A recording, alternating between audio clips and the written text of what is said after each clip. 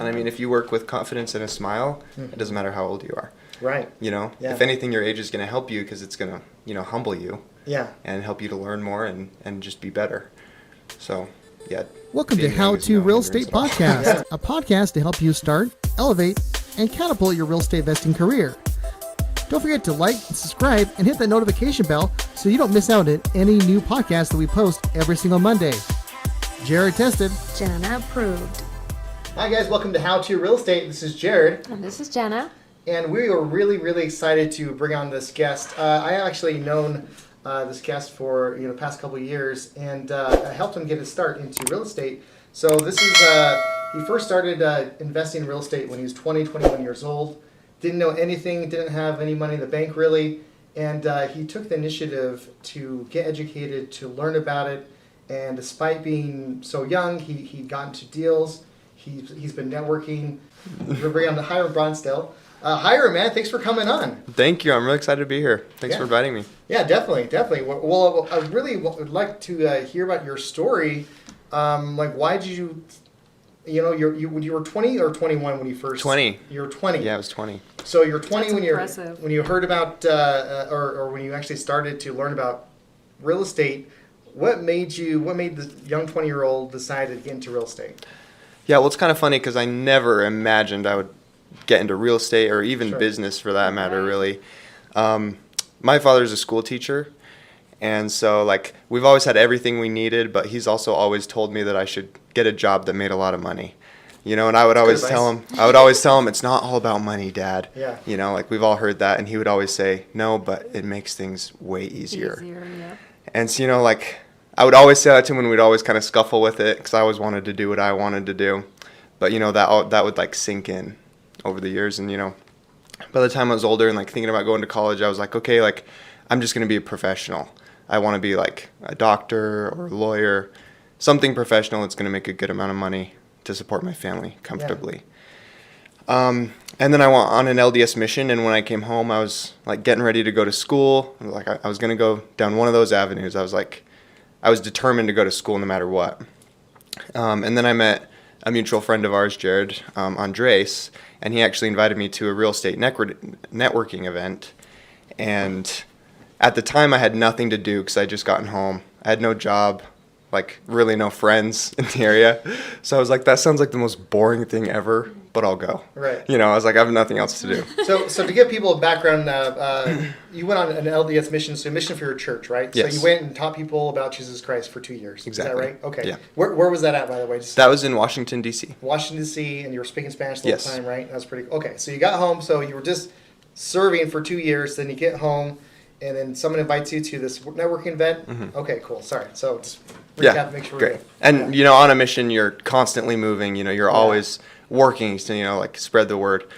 And so, when I had an opportunity to do anything, I was like, oh, great. Yeah. It's better than sitting at home. I was constantly moving. And so I went, and I was, blown away.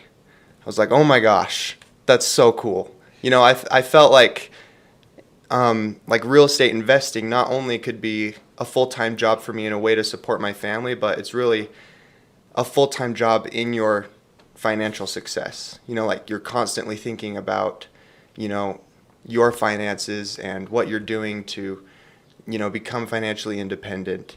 And usually that's secondary to your job. A doctor works and takes care of people, and then they use that. And secondarily, they work on becoming financially independent. But when I was there, I felt like, oh my gosh, this is a full-time job just in my finances, basically, with real estate as kind of a vehicle to get there. And so that was really intriguing to me. Were you married at that time? I was not married. Okay. Yeah, you mentioned you were thinking about your family, and I'm thinking, whoa, this is a young kid. I was still thinking about my family, though. My dad said in the future. Yeah, my dad said I was born old. But, but yeah, so I was really intrigued by that, and I was like, maybe this is even a better way for me to reach my goals.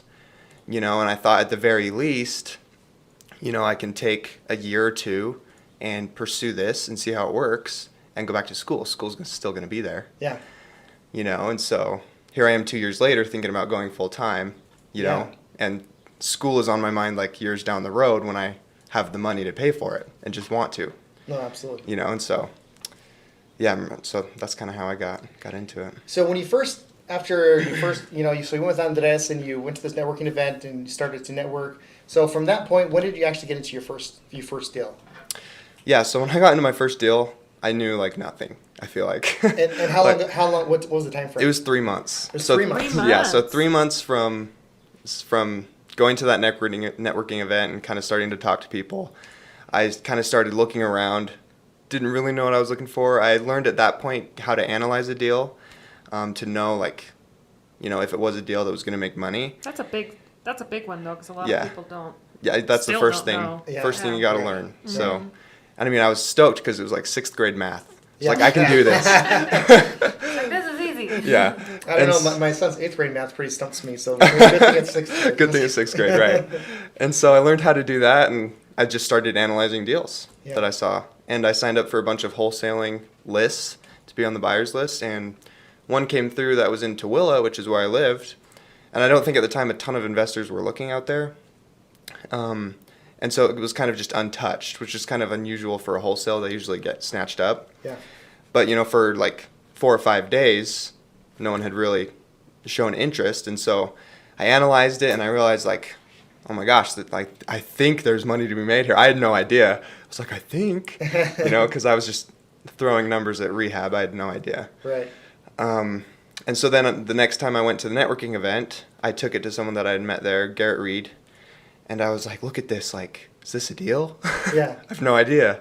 And he got, he looked at the numbers and was just instantly like, that looks really good. Let's pursue this. And so, like we went out and saw the property together and we ended up getting it under contract and we brought some other people into the deal, some investors. He really like helped me do everything. And I got a chunk of like 25%, I think, on that deal. So that was my first deal. And I helped with like the demo and stuff. It was just really like a great learning experience for me. Well, that's good. So you partnered up on the first one, which is something very smart for people to do, because a lot of people just take it on. They think of, oh, that's money out of my pocket, but it's a great investment because, like you said, you learned a lot. You were hands-on too, right? So that was even better. But So how did you get on? So you said you got yourself on some wholesaling lists. So what did you do specifically to get on all these lists? Yeah, so I mean that's super easy. Like just Google Utah wholesale list, buyers list, right? Uh-huh. And you can find like 4 or 5 at least and get on there. And then, on Facebook, if you start joining investor groups, a lot of people going, I'm building my buyers list. So I'm probably on like 20 wholesaling lists right now. That's good. So those are really easy to find if you look for them. That's awesome. And I do like that you were willing, kind of what Jana was saying, to go back a little bit, you were willing to take potentially less than the profit, but you're paying for your education. You're earning while you're learning, which is phenomenal. Yeah. Right? So you got 25% of the profits. Your first deal, what was going through your head during this whole time? Like, because you said you helped with a rehab. I mean, what was your... Yeah. And I mean, I actually bought the property in my own name.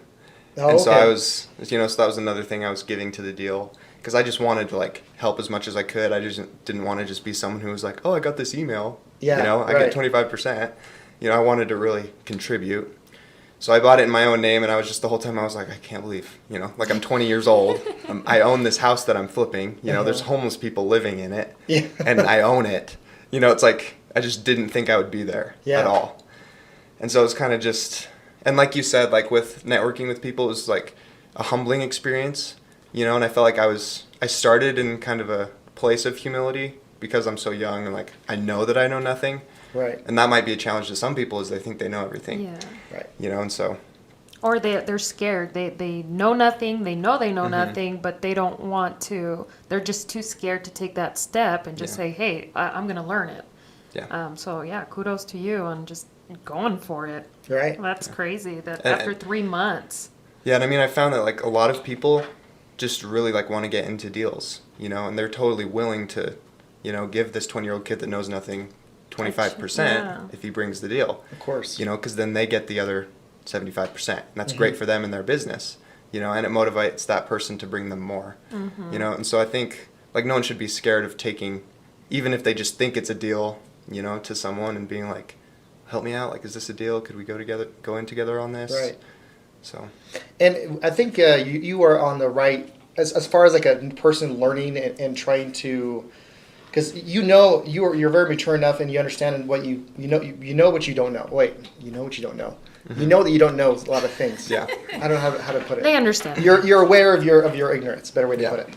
Absolutely. And ignorance may not be the right word for it, but you're aware of what you don't know, and so you found someone that knows what they're doing, and so you're willing to give the lion's share to basically get that knowledge. Mm-hmm. Which is, I've had people where they literally like ask me to help them in certain deals, and okay, yeah, I can help with this. Let's partner on it. We can split. Even when the new person doesn't know what they're doing, like 50-50, and they're like, oh, well, maybe not. Maybe I don't want to work with you anymore. Like, what? Okay, then don't work with me. That's fine. Are they scared of the 50-50, thinking that they're getting they're getting less amount? Yes. Yes. So I mean, it was like, and that's fine. Like I don't need that person, Wow, but they need me. Well, that's generous. 50-50. Absolutely, extremely generous. That's generous of you. Yeah. And I was and other scenarios where it's like, okay, you're getting 10%, but you're going to learn. You're going to be with me the entire time. So it really kind of depends what you're bringing to the table, right? So you brought the deal. You're putting stuff in the name. You're actually there helping the rehab. So you brought a lot to the table for someone that doesn't really know. Yeah. That's learning. Better way to put it, right? So I think you're having the right attitude as opposed to someone that's just the greed stops them from making money. The better way to put it. And I think that's a smart way to put it, and you're looking at it in the right lens too. Yeah. And I mean, if you look into other industries too, like right when out of med school, you're probably not going to own your own practice. Exactly. You're going to need to shadow some people, maybe go work for someone else at their practice. Work the bad hours. Yeah. Exactly. That's 100%. A general rule of life. You're not just going to jump to top tier. So. And a lot of people try to skip those ladders that they're making. You know what I mean? I mean, and then that's where people make mistakes. I made mistakes because I did something similar. I didn't. My first flip, I didn't partner with anybody, and I probably should have. I mean, I still made money, but I wish I would have partnered with someone that had a lot more experience. I could have made probably more money and less stress. I had more hair in my head when I first started it. So, I mean... He used to look like Fabio. Yeah, I used to have Fabio hair, and then I got into real estate, and suddenly it's all started to pull out. You pulled it out. I pulled it out, one hair at a time. And Stress relief. Yeah, exactly. Well, I'm curious what your friends, your peers, and what your family thought of you trying out this real estate investing side. Yeah, that's an interesting question. I mean, I haven't really, asked anyone, what do you think of me doing this? You just went for it? But I really did just kind of go for it. I mean, obviously, I talked with my parents, and, my dad was kind of excited for me. He was like, if you want to take this risk, I think you're old and mature enough to be able to make that decision, because he knew that I would put in the work necessary. Mm-hmm. And his opinion is the one that matters most to me, him and my mom's. And so, their support, once I had that, I was like, it's just up to me. If I want to do it, I'm going to do it. And then later on, just this last year, I asked my dad, because I never saw myself in business or real estate investing. I always thought I would do something else. And I asked him, what did you think I would do? Growing up, with my personality, what did you think I would do with my life professionally? And he said, I've always thought you'd go into business. And he never told me that. He's like, I always thought you'd go into business, and your little brother would be a doctor, and your littlest brother would be a scientist. But he said he always thought I'd go into business, and that was just, that also kind of helped me. I was like, I think I'm where I need to be. Yeah.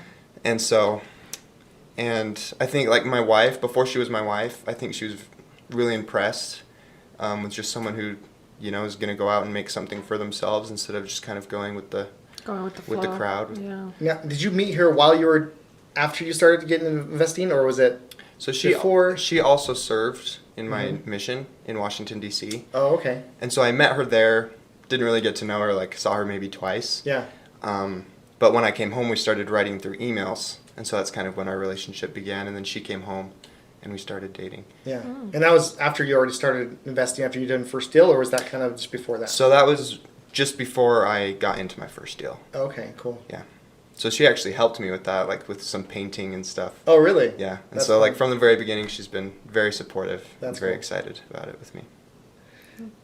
That's really cool. So, I mean, what really impresses me about you, Hyrum, is that from hearing about investing and actually kind of realizing, oh, this could be something I want to do, and 90 days later, you're in your first deal. I've talked to people where they've spent years getting ready to get ready. I mean, it took me 6 months when I first. I didn't do it in 90 days. It was 6 months when I actually had my first deal. After when I actually looked into real estate and actually started to do research and learning. You know, I was 6 months in before I actually found the deal. So I think it's phenomenal. So what made you get past, or how did you avoid analysis paralysis?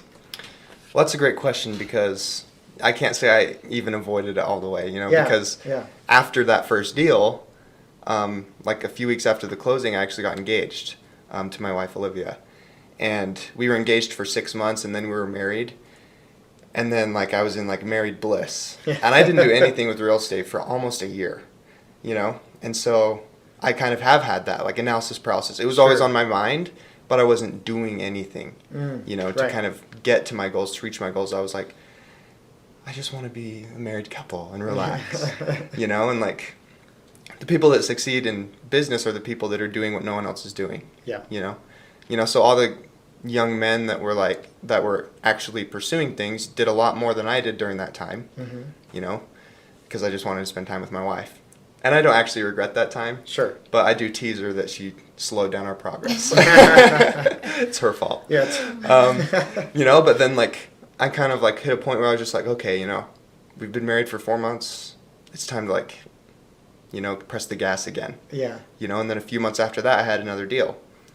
And I think you just really have to get down to it and start doing things, And one thing for me that's been huge is like goal setting and then planning after the goal setting.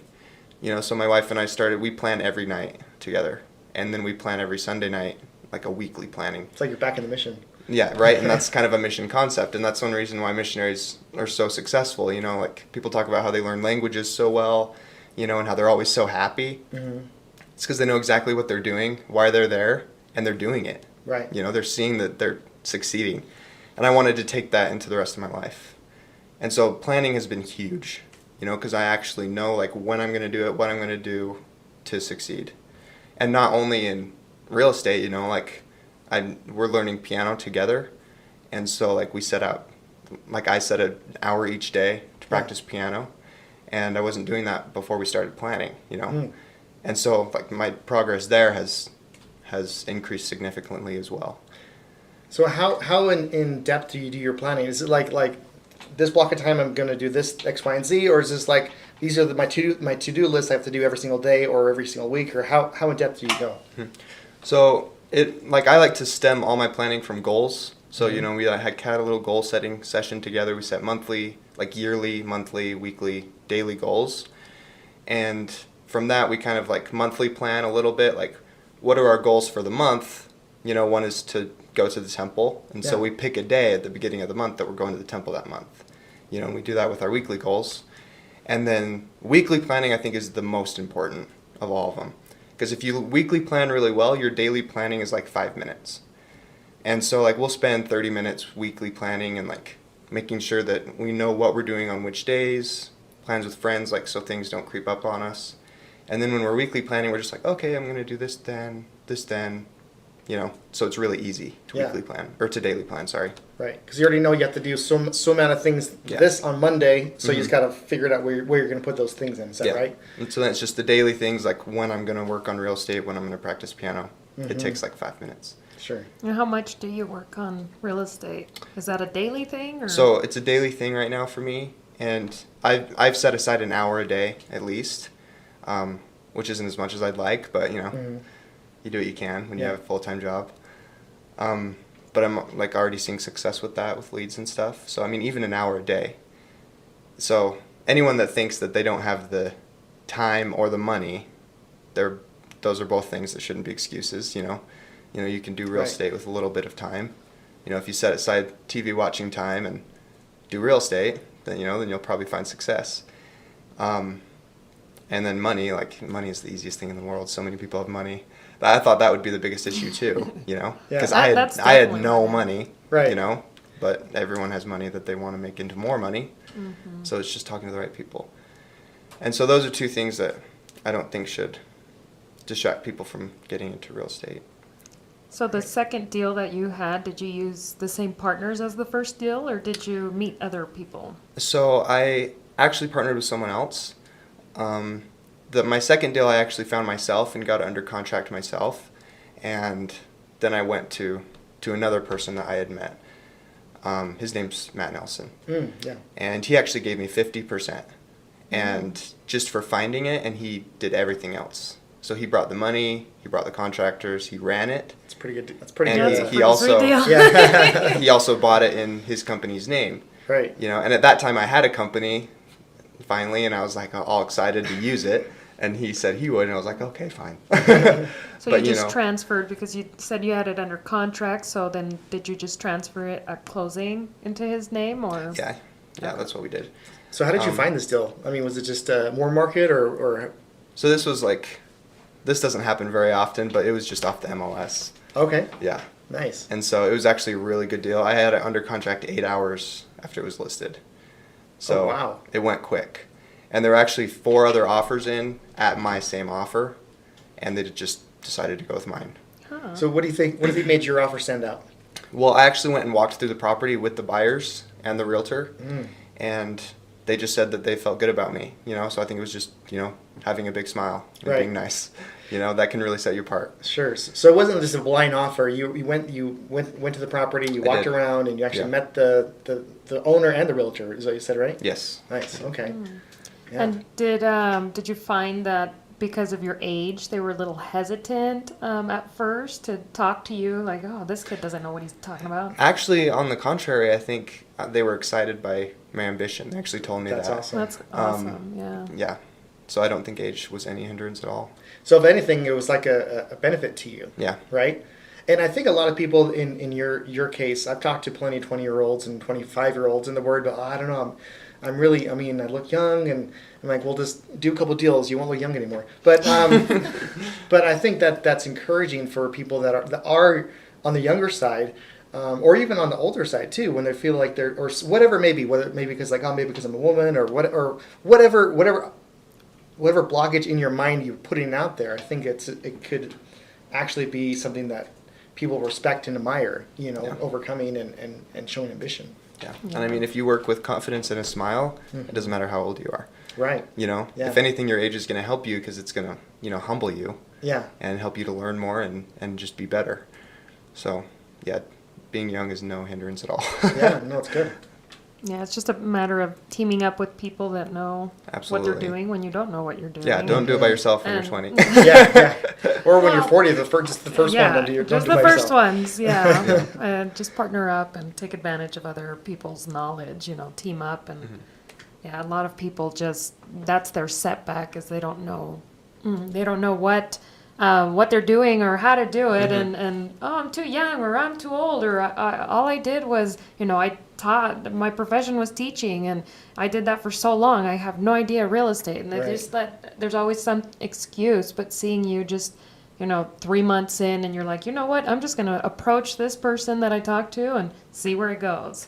And that's something that people just need to realize. That, I mean, how Yeah. easy is that? Yeah. You found a deal and you just took it to somebody. Hey, is this a good deal? Let's partner up. Can you help me? Asking for help, I think, is a good one.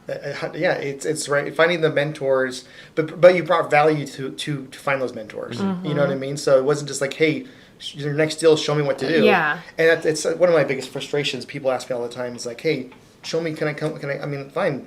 Bring something to the table. Then yeah, let's go. You know what I mean? So I think you were. I mean, I love your mindset and just how to do it the right way. You know. So.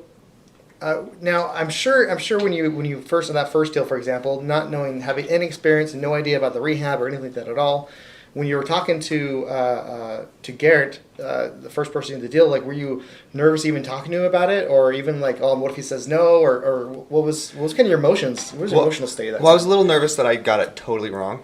Okay, yeah. That the numbers were just off. Yeah. And I think I used like a $35,000 rehab, and it ended up being 36. So I was actually like right on, and that was Right. just luck. You know, that's Sure. not me like, oh hey, Sure. I was right. No. That was just totally lucky. Because you just knew. You Right. Just knew. Yeah. But you know, like, I was nervous that Yeah. he was going to be like, no. You know, why did you bring this to me? Right. You know, but had to overcome that, or nothing was going to happen. How did you overcome that? I mean, was there just shut up and go, or what did you? I mean, what was your? I mean, how did you do that? I just got to swallow your pride, right? Yeah. You know, like I was worried because I knew nothing, and I just had to realize I know nothing. You know, you just have to accept it, and then it's like, okay, you know, let's do it. Yeah. So. And you fully aware that there's a big possibility that he can say, this is not a deal, why you're wasting my time, but you still did it anyways, right? Because I think that's the biggest setback a lot of people have. It's that they'll imagine, oh, what if I talk to the seller and they tell me no? Then they tell you no. You know, and it's hard when you have your emotions attached to it. Like this is, because naturally we have the fear of loss is always inherent in just in humans in general. So the fear of loss of losing this deal or not knowing that there's 1,000 other deals out there right after this one. But when you're first starting out and you have that fear of loss, it can be really hard to make that first step, because that fear of loss can actually cause more loss than anything else that I can never think of. Because you're fearing that you're losing, by taking action, what if they tell me no? So I'm just going to not take action and find excuses not to do it. You know, so I find the fear of loss causes more loss than anything else, which is kind of weird. Like what you fear is actually what happens. Yeah, because like you could have just seen the deal, seen the numbers, and said, well, I don't have any experience, so these numbers are off, so I'm not even going to waste his time asking him. Yeah. But, you know, had you done that, had you let that take over, then you wouldn't have gotten the deal. So, yeah, getting over that, that's a big one for a lot of people. And I mean, overcoming fear is like a really big deal. I mean, when I was looking for my second deal, I actually went and spoke with the seller at his home. And we walked through it, and it was one of the worst I've ever seen. Dog poop all over the floor. There were dead birds just lying around. Did they have cats? And they didn't have cats. Would have been bones in that case. Well, I would have thought, the cats probably I don't think, in, the carpet was long gone. And, the roof was, coming down. There were, structural issues. Oh, wow. And, when we sat down to make him offer, I told him, it's going to be at least, 40 to 50. And he was like, I could fix this up for $12,000. They've always told me that. And I was like, dude, have you seen your house? And, and he was a very, very difficult seller. And I wasn't very experienced in negotiating. Sure. And I didn't get that deal, And, it wasn't contentious or anything. We talked, I still maintained the relationship, but it was not a fun experience for me. Yeah. Oh, I did not enjoy that, Right. Being questioned like that. And so it's almost worse when you know you're right and someone questions you than when you think you might be wrong and someone questions you. But either way, you have to overcome that fear, and go out. I've had a hard time going out to knock doors or going and seeing sellers' houses because of that experience. Sure. And I'm still I just need to suck it up and go. Well, and you have to kind of see the situation through the seller's eyes as well. Yeah. The duplex we closed on a couple weeks ago, the rehab was well over it's $120,000 for rehab, easy. Mm-hmm. The seller told me, "Oh, I can do it for 10. Good luck there, buddy." I mean, so I and it's just taking that personal can be well, it's insane. Well, that is insane, $10,000 when it actually can take 120. You're 10 times off there, buddy. But just not taking it so much personally, okay, well, sure, but this is my number still. Mm-hmm. And how I kind of approached that scenario was okay, that's awesome. You can do for 10. I mean, maybe, and I even told him if you can give me your contractors' names, I would love to bring them over here and have them do the work for 10 if they could. Mm-hmm. But for me, what I need to do to get this property, it's going to take me over $100,000 to do this. So that's why I can offer you this much. And so even though, because of the lens, maybe they're thinking because they use carpet and paint it and then call it good, and then that might be $10,000 for a small property. But in reality, I mean, it could take more, but it's just not taking things personal. Okay, sure, you take it with a grain of salt. You're taking all the information with a grain of salt. But I love that you had that kind of tough situation with not having a ton of experience behind you, and you just kept going anyways. Yeah, and I mean, he was really aggressive. He was accusing me of trying to cheat him and things. Yep. Which, is even more insulting to me because I pride myself on my integrity. And I ended up having to pull out my contractor's bid from the last deal. And I was like, look, this is how much things cost. And I didn't say it like that. I was more nice. Sure. Mm-hmm. But and that finally, like, he was still not budging on, you know, like, I wasn't going to get the deal. Yeah. But after that, it was a lot more friendly, and, like, because he knew that I wasn't just trying to cheat him. Right. But yeah, like, that was difficult. Like, it's not, real estate isn't all just cut out easy, you know, big money. Right. Like, there's definitely some tough things, but, you know, like, nothing worth doing is easy. Sure. You know? And you were just transparent with them too. Yeah. And that's the best way to go. And as soon as you Absolutely. showed that transparency, it sounds like he kind of calmed down a little bit. Yeah. You know, I've had people chase me out of their house sometimes, but that's when we were there. But yeah, it's just That's another podcast. Yes. Exactly. How many times have I get chased out? Yeah, but I mean, like, you shouldn't, like, in your life, you shouldn't be avoiding fear. Right. You know, like, you Right. should just make sure you're having fear for the right reasons and that you're confronting it, like, Sure. with passion and force. Because that's how you're successful, you know, is confronting those fears. If you run from your fears your entire life, you know, if I had done that, I wouldn't be married, for Right. sure. Right. You know, I wouldn't have ever done real estate, you know. My life would be a lot worse. And when you fear, you always fear things that are in the future. You never fear any things that are in the past. If I'm walking in a trail or whatever, and I see a snake, I'm afraid of that the snake's going to bite me. So I'm afraid of something in the future. If once the snake bites me, I'm not afraid of that snake anymore. The fear's gone away because it's already happened. You know what I mean? So when you think about it, Like, I don't know. Once it bit me, I'd be like, oh, I know what that feels like. but you're afraid of something else though at Right. that time. You're afraid of something else. You're afraid of like, oh crap, is the venom going to kill me, or is it going to something in the future that's going to happen to me? Right. You know, so you're no longer fear of the bite because the bite already happened. You're feared of what that bite will do now, and then after you start the healing, then you have other fear. You know what I mean? Right. So like that fear of knocking on that door, like, oh crap, what if they say X, Y, and Z? What if they shut the door? But once you knock on the door, you're not afraid of that door anymore. Does that make sense? So it's just pushing past that, like knowing that fear is momentary. Momentarily. Is that right? Yeah. Temporary. There you go. The fear is temporary, and once you get past that, you don't fear. I think if anyone actually has had a really proud moment in their lives, that's when they've pushed something when they were afraid of, and they actually done it anyways. Everyone, listeners, you think about it. Anytime that you really were really proud of you when you did something, it's because you pushed your limits. You know, and so you're denying yourself the opportunity of that pride and that growth if you do listen to those fears. And you can bet if you're doing anything worthwhile, you're going to be afraid. You know? Oh, So it's that's almost good. a good sign I like that. to feel that fear. If you're feeling fear, then you know that you're doing something that's going to help you to grow. Yeah. And so, you know, like, we shouldn't even look at it as a negative thing necessarily all the time. It's like you're on the right path. Yeah. I like that. That's beautiful.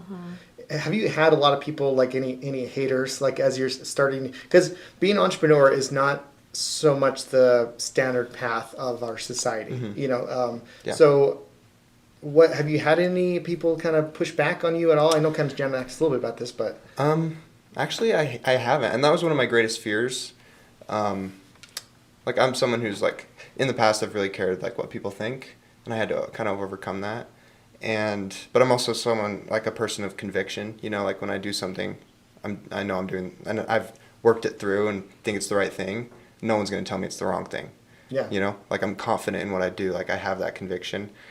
And so, like, I thought it would be difficult, like, when people ask what I'm doing, and all my friends around me say, oh, well, I'm in school studying this, you know, for me to be like, oh, well, you know, I'm a repair technician at Biofire, and I'm, like, working on this business on the side. You know, like, I thought that'd be hard for me, but, you know, like, I actually feel, like, pride in myself when I'm able to, when I say that, Yeah. you know, because it's been a difficult thing to do that, to, like, go against the status quo, to do the difficult thing.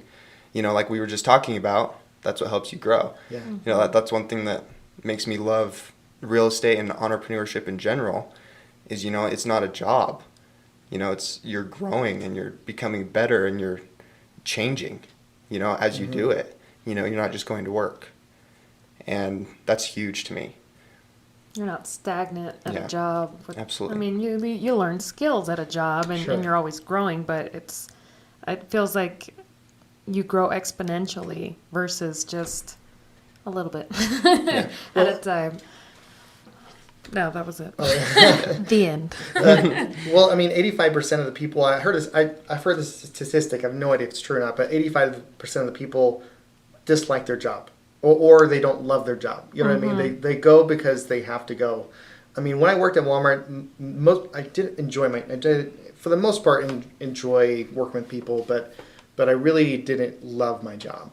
You know, it wasn't something I jumped out of bed excited, like, all right, I'm going to go stock some shelves. Yes, all right, let's do this. Got a new product. You know, yeah, new product, yeah. I mean, it wasn't anything that really kind of sung to my soul, you know, but knowing that I can, now what I do now really sings to my soul, where I can help people, where I've literally had people sign, I mean, in tears of like gratitude because they were able to help them out of a certain situation, or, you know, they were able to release this headache that they had for years. Now that headache's not there anymore, you know, and so I've had a lot of people, and that right there, I'm making lots of money. That's cool too. Don't get me wrong, but being able to just get out there and help people really sings to my soul. So impact their lives. Yeah, exactly. And so I think even if real estate's not right for you, finding something that kind of speaks to your soul is crucial of finding happiness. To be honest, I mean, it's just when you're at your retail job or anywhere, you know, desk job, any cubicle, or whatever it is, and you just hate it, find something, start looking for something else, whether it's, you know, preferably real estate because you're listening to this podcast, but finding something that actually speaks to your soul where you can help other people, or whatever it may be, whatever you like, right? Whether it's computer programming or whatever it is, I think that really impacts the value of your work too, that you put into it. I mean, it just, when you're doing things because you have to, you kind of have to the work, you know, just enough to pass, just enough to get fired, not to get fired, I should say. But when something you're passionate about, you'll go above and beyond. You feel you have more energy, you know, it's just, your soul is lighter. You're more creative too. Yes, exactly. Yeah. And like, that was kind of more, I'm not like anti-job. Like, I think you can still grow and become much better, like, with your job. Yeah. But like you were saying, it's much easier to just do what you have to do to not get fired. You know, like, if you don't like stocking shelves and you're an entrepreneur and you don't like stocking shelves, being an entrepreneur forces you to stock the shelves. You know, like, you have or else to you're do not gonna get paid. Exactly, you know, and so, like, but, you know, at any other job, like, you can still do those same things to become better. But I like real estate and entrepreneurship because it forces you know, to become better. You don't have the option to, you know, get by, because then you're not going to be able to feed your family, right? So that's one big reason I like real estate. Right. Well, it forces you to burn the ships. You know, exactly. The expression of if you want to capture the island, burn your ship. So the only way you can do it is by defeating the enemy forces. You know, because there's no retreat. So when you are an entrepreneur, that was one of the things when I first quit my job. I quit my job too early. I really did. So I mean, I had flips. I was doing a lot of cool things. I had money in the bank, but I think I probably should have had more money in the bank and maybe a couple more transactions under my belt before I actually quit my job, to be perfectly honest. But being backed into that corner where I was the sole provider, my wife she cuts hair and does things on the side to help out, but really not really a huge help. I mean, don't get me wrong, honey. Cut that out. Sorry, we are not editing that. I'm so editing that out. No, but knowing that if I didn't make this thing work, if I didn't find the next deal this month, the next month, and, you know, I mean, my kids aren't going to have anything to eat. That kind of pushed me even, like, for one, I love to help people, and that drive was there, but even more so, is even more of a push, because they were like the positive. You got to leverage yourself in multiple fashions. Leverage yourself in the positive form and also the negative form. So what is my reward if I get it? What's my reward if I don't? What happens? What's the consequences if I don't do it? You know, so my reward for doing it is I was able to provide for my family, you know, help people, pull people out of tough situations. Consequences, my kids don't eat. Right. You know, so if you want leverage, that's some powerful leverage right there. I'm not suggesting everyone just to quit their job. I know, just figure it out. Great motivator. I'm not necessarily saying that, but whatever it takes for you to burn a ship, to commit yourself into doing something. Like, now that could be something like maybe if you're in analysis paralysis, which a lot of investors are, or would-be investors are, could be like even posting things like, I'm going to have a property and contract in the next 30 days and post it on social media. That's another form of burning the ships, is holding yourself, letting other people hold you accountable. Yeah. Just a thought. That's awesome. Yeah. Well, I had a question, but I completely forgot about Someone's tangent. Someone tangent in the window. Where do you see yourself in the next few years? The next few years. So I've got big goals the next few years because I'm quitting this spring. And so I really want to, get to where I want to, be in my own home and, have a few rentals. I'd like to be like living on rental income is like kind of the like 5-year dream.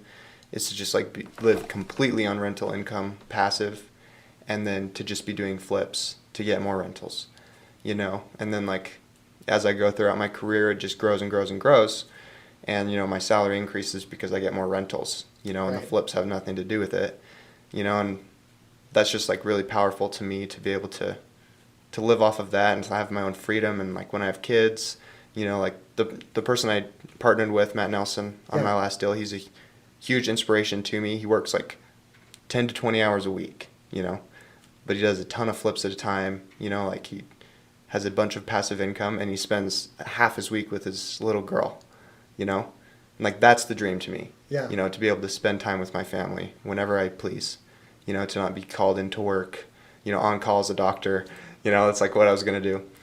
And, like I haven't set like huge concrete goals. I've been really focused on the future, but like that's kind of like where I see myself. Sure. I've been really focused on the present, getting out of my job, but like that's my vision of the future. Sure. Is live on passive income and just spend time with my family and travel. Right. Then you could spend your time as a newlywed and just kind of enjoy each other, right, and your family. So. Yeah, I mean already like I've done 2 deals, and like that doesn't sound like a lot. But I mean, like, I've been able to, like, that, it paid for my first honeymoon, like, my wife's wedding ring. We've been able to, like, we traveled to California last month. Like, we bought a beautiful Yamaha piano, and we're taking piano lessons. We're going to go on a cruise. And, like, I still have enough to quit my job. Yeah. Like, that's 2 deals. And so, like, it doesn't sound like a lot, but, like, real estate is really powerful in that way. Yeah, definitely. So. That's phenomenal. So if someone wants to... or do you have any other questions? If someone wants to get a hold of you, how would they do that? Even if you want someone to get a hold of you or not, but yeah. So I mean, I'm on Facebook. You can search my name, and if you want like a more direct, personal way, like my email is just my first name, last name, hyrum.brunsdale@gmail.com. Okay. So if anyone has any questions or we'll put that in the show notes too. So wants to partner on something, then shoot me an email. Yeah, definitely. That's awesome, man. That's great. Yeah, because I'm sure a lot of people. A lot of young people have that fear. Maybe you could talk them through it. And yeah, like I'd love to talk like specific fears with people. Because I mean, chances are I've felt the same thing. Exactly. Sure. Like it seems like people that like have done the things you want to do, like oh my gosh, they don't feel this fear. When chances are really they've overcome it, and that's why they're there. Right. I think that's a really important thing to know. Like when you're looking up to people, and like to realize that they aren't perfect. Because if you think they're perfect, then you being imperfect will never get there. Yeah. So that's a huge like flaw in your thinking if you think that way. Everyone that you want to be like is imperfect except for Christ. Right. So you can get there. Yeah. But no, that's awesome, man. Cool. Well, really appreciate having you on, Hyrum. It's really cool, and I'm really feel fortunate I was able to kind of see your progression too, and just from. Getting that first deal 90 days and get married and spend time with the family and then get this next deal and then going on and so on and so on. It's just cool. So guys, thanks for listening to the podcast. If you're listening to this podcast make sure to rate us and share. If you're watching this on YouTube or Facebook, make sure to like and subscribe. And you can see more information about Hyrum and his contact information in our show notes. And you can always find all information at www.howtorealestatepodcast.com, where you can see all of our other past episodes. And thank you very much. We love you. Thank you, guys. We hope you liked that podcast. Stay tuned for next Monday for a brand new podcast and a brand new guest. Make sure to like, subscribe, and share.